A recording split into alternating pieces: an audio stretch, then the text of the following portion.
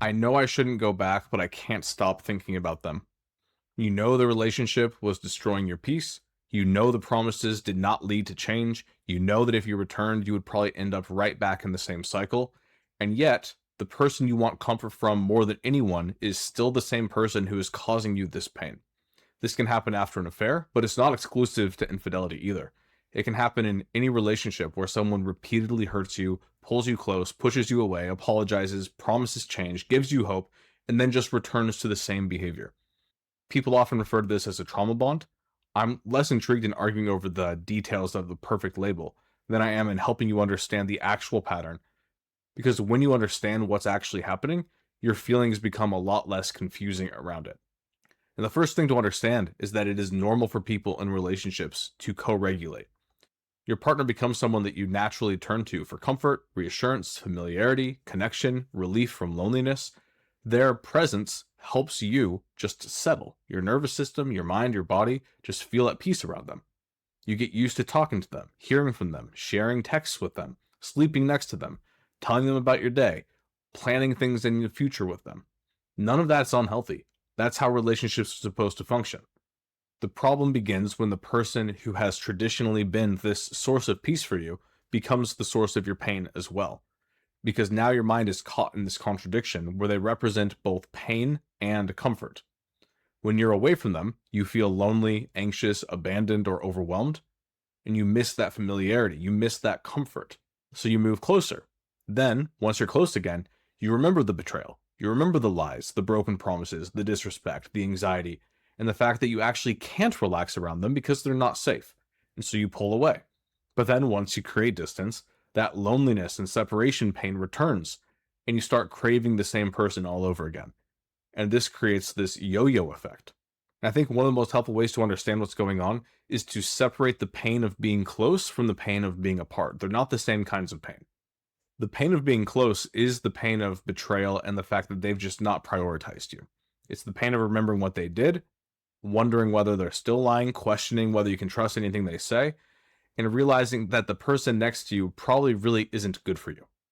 The pain of being apart is often the pain of loneliness, withdrawal, lack of familiarity, navigating new things on your own, loss of routine, and not yet knowing how to meet the needs that the relationship used to meet for you.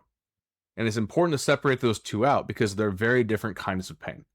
And if you, in your mind, view them as the same, then going toward them or going away from them feel logical enough in the moment because you're just trying to get relief from this one pain that's been blurred together in your mind.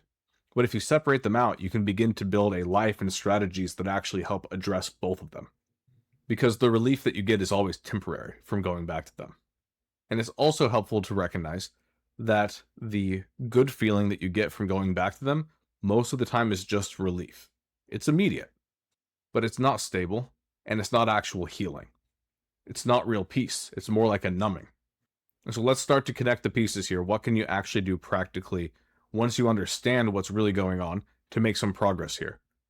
The first thing is when you feel that urge to reach back out to them or to go back towards them, it can be helpful to remind yourself of what they did. And this is what a lot of people do.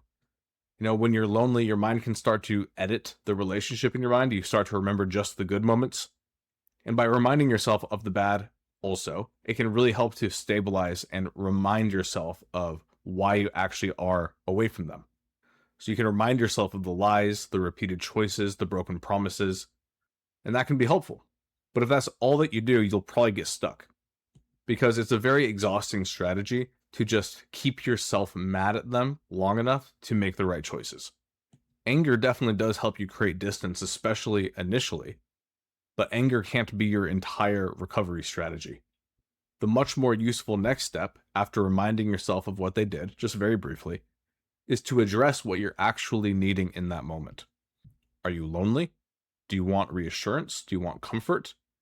Do you miss physical closeness? Do you want someone to talk to? Do you miss the routine? Are you bored? Are you craving the feeling of being chosen? Once you slow down enough to just ask yourself some of these questions like, what am I actually missing specifically from this relationship? You can begin finding other ways to meet those needs.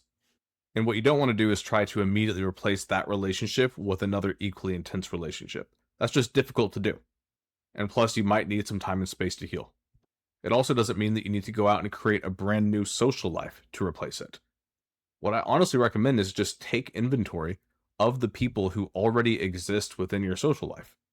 It could be a sibling that you call more often, or an old friend that you've drifted away from, or a coworker that you don't really know that well but you enjoy being around, or a classmate, or a neighbor, or a family member, or even an online community or a religious community where you can just have some regular human connection. People often dismiss these relationships because they're not as deep or emotionally satisfying as the romantic relationship was. But the connection does not have to be perfect or satisfy all of your needs for it to be useful. A short conversation with a friend will not feel the same as talking to your ex. Spending time with coworkers won't satisfy every emotional need. Texting a sibling will not provide the same rush as seeing the person you're attached to, I sure hope. But that doesn't mean that these forms of connection are worthless. The goal is not to perfectly replace your ex in one afternoon. The goal is to meet those underlying needs that were met through the relationship with other people. Because every time you meet one of those needs somewhere safer, that emotional monopoly that your ex has over you gets a little bit weaker. If being without your ex exposes how isolated you are, then your energy needs to go to rebuilding your life rather than continuing this yo-yo pattern with them, which is only, by the way, making you more lonely in the long term. This is one concrete way of creating new sources of meaning, structure, and identity in your life. Because when one person is your partner, best friend, reassurance, social outlet, and your entire emotional world, losing them does not just feel like losing one relationship. It feels like losing your whole life. Of course, you're going to have that urge to just go back to them and to put up with all the stuff they put you through, even if you know that it's not good for you long term. Now, for some of you watching this, you're going to say, okay, I understand that. And here's the problem though. I often do that and I'm starting to rebuild my life, and then they actually reach back out to me. What in the world am I supposed to do then? Because what if they reach out, say that they miss you? What if they start to become even nicer the more that you start pulling away? Or they start to be more jealous than they were before? They may start talking about change and suggest different ways that they're growing as a person, hint at a possible future with you, or give you just enough attention to keep that possibility alive.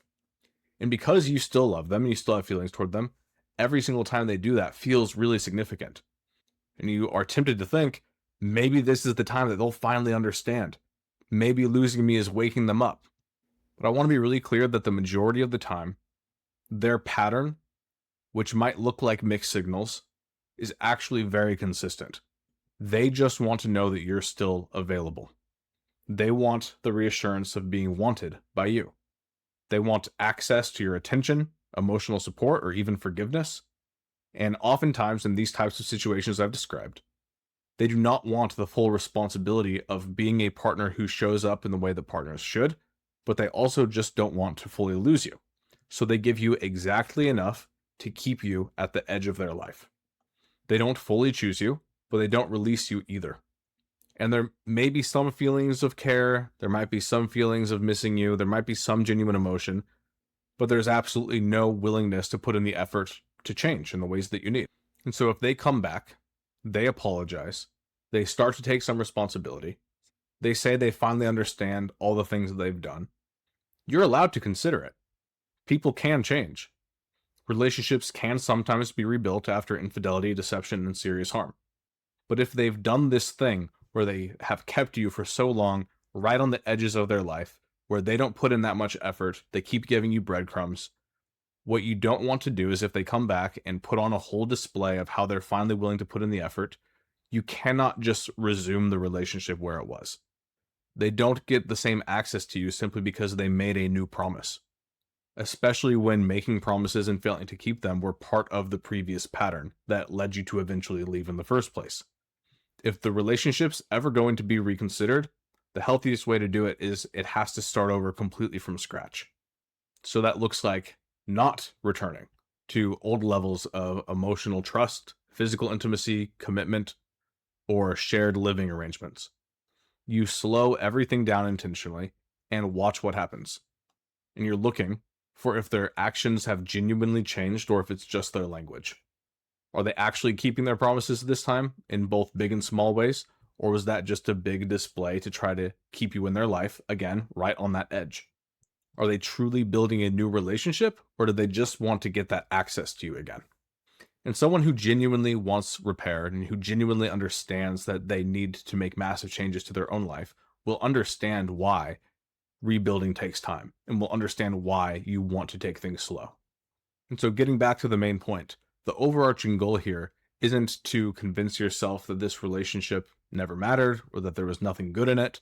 The main goal here is to stop treating the person who repeatedly caused you pain as the only source of relief from it. That's why I started with the importance of separating out the needs that were met from the relationship and the pain from losing those from the pain that they directly caused you.